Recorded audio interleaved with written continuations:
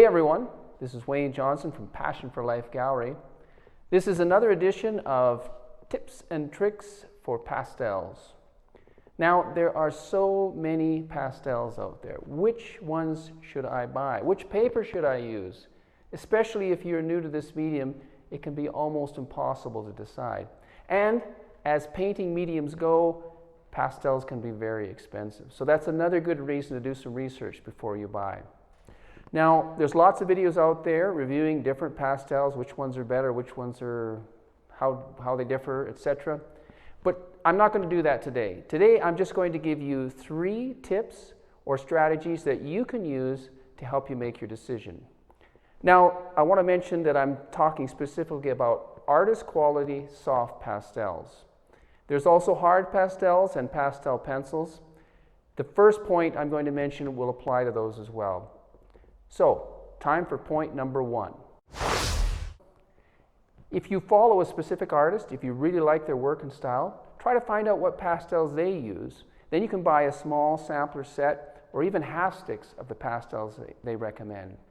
Many of them have videos right here on YouTube explaining exactly what they use and what pastels and what paper they like to use. Now, the only downside to this is that quite often professional artists like to use many different kinds of pastels, and they like all of them. So if you're on a budget, it could be difficult to buy a sample of each one of these. This might be a little bit less so with the paper. Generally, once artists find a paper that they really like, they stick with it. Okay, on to point number 2. So point number 2 is buy a sample pack.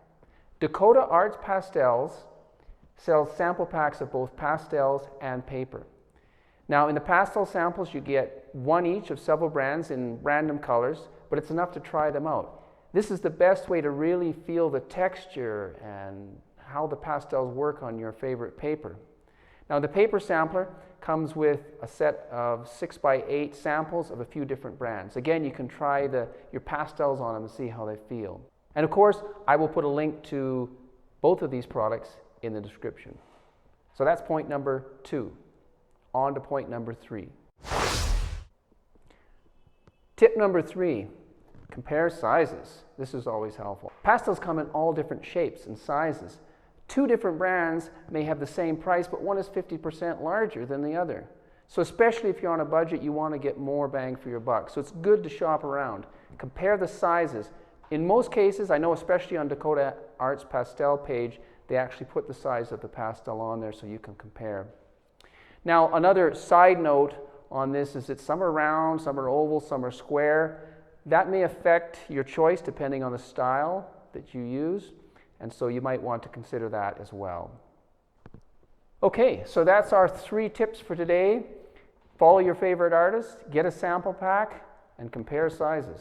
This, I hope, will help you to make your decision when it comes to buying soft pastels.